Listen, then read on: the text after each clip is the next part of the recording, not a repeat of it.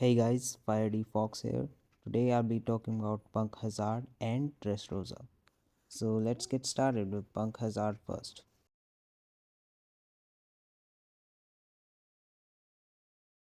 I don't have much to say, just look at how much Sanji is enjoying himself. How do you do it, Gorda?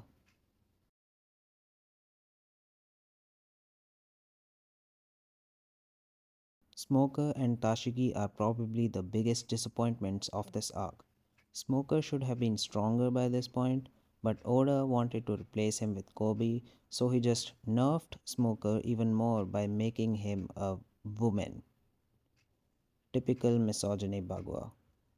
But even outside of this, Smoker really just beats no one in this arc. He's just there for being a punching bag. It's pretty clear that he's just a dropped plot point, and I'm pretty sure Punk Hazard is supposed to give closer to our expectations from Smoker.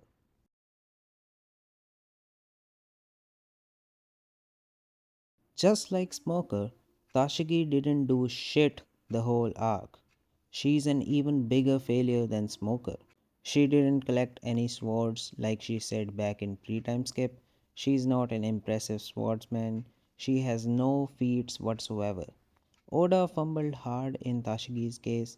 Zoro already has zero rivals other than Mihawk in his ambition to become the world's strongest swordsman. Adding Tashigi as a rival would have made so much more sense. But nope, she's only supposed to take care of some kids. Because that's what women are supposed to do.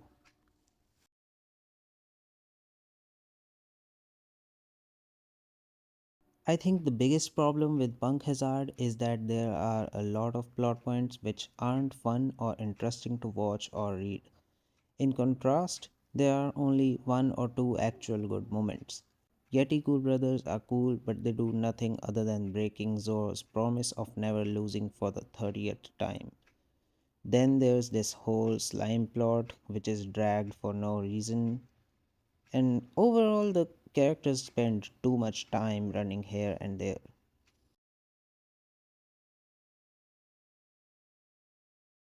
In this fight, Zoro basically throws away his backstory and straight up becomes a misogynist.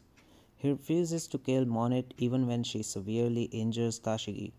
In the end, he finishes her off by just scaring her. Tashigi calls Zoro out for this, but it doesn't actually go anywhere. Overall, this fight really just brings down Zoro's character to a new level. Just 10 chapters before this, Zoro was telling Luffy to be serious since this is the new world. But now look at him. Dude can't cut a woman down even when she's clearly evil. Even Tashigi ends up looking like a damsel in distress in this fight. She does nothing impressive other than just giving the final blow to a paralyzed Monet. Yeah, this is a bad fight.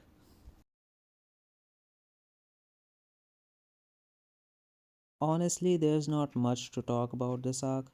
It's a relatively uninteresting arc which mainly sets things up. My favorite part of Punk Hazard is probably the Galila foreshadowing. I think the arc should have been around 30 chapters.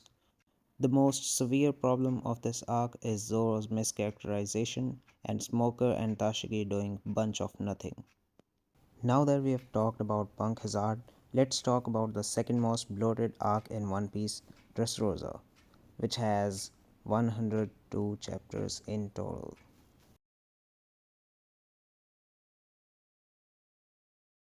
We are in post time skip. You'd normally expect characters to act maturely now, especially when something serious is going on. But here we are. The Straw Hats are already acting immaturely in the very start of the arc. Law has told the whole plan to them, but these people just don't care. Luffy already knows not to act like this from Marineford, and yet he's acting like a kid. Sanji is acting on his simp kinks, and Zoro. Wait, why did Zoro and Frankie go away? What is their plan? This is exactly what I mean when I'm saying that Oda doesn't care for the Straw Hats characters. Characters exist only for plot to happen. 90% of the time, there is no logical explanation on why a character is doing something. Later, they also get separated due to Shusui being stolen and Sanji just chasing a woman.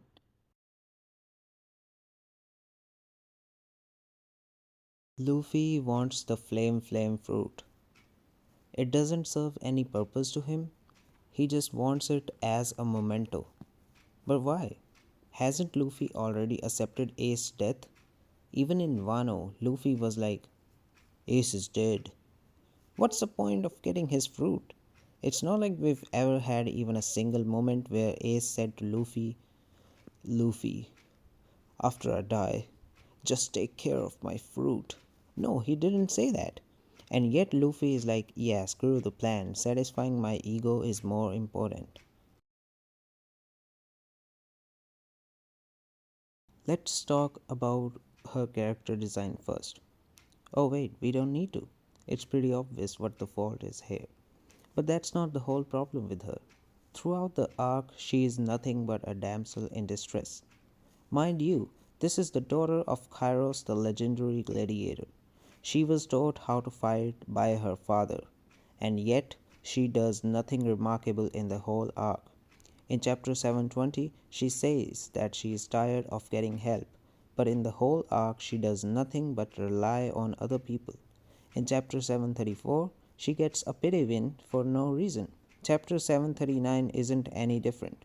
In chapter 757, Kairos tells Rebecca she doesn't have to fight anymore, and she's like, okay, bro, you're a fighter. You should say something like, Father, don't forget that your genes run through me. This fight isn't yours alone. Kairos and Rebecca doing a 2v1 against Diamante would make a much better fight than whatever the hell we got.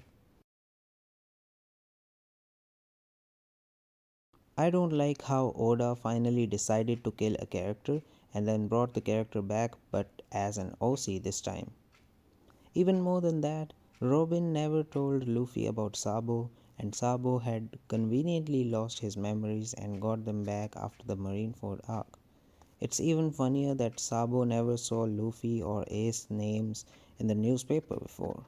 Sabo is the ultimate retcon and deserves more slander.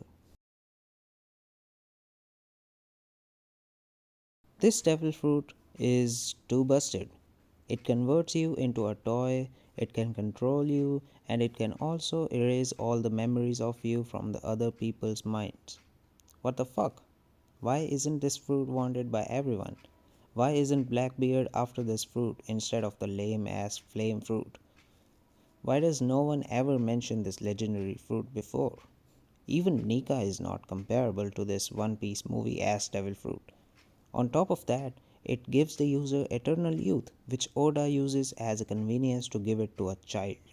This devil fruit breaks the whole series and adds too many plot holes. Oda should have just split the whole thing into 2 or 3 devil fruits.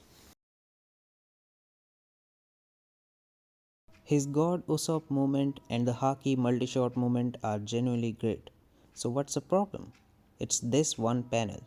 For some reason, Oda decided to regress any character development Usopp had in the 2 years of the time skip and showed him running away, betraying his allies. And I'm sure Oda did this to give a fake sense of development by regressing him first and then immediately giving him a good moment. Mind you, Usopp never ran away like this before. He always used to run away while checking whether his attacker is actually following him or not. This panel just shouldn't have happened. Literally nothing changes if we remove Usopp running away. Him running like this is nothing but disrespect towards his character. I used to be a huge fan of this guy, but I think it's because of how mid 80% of Dressrosa was.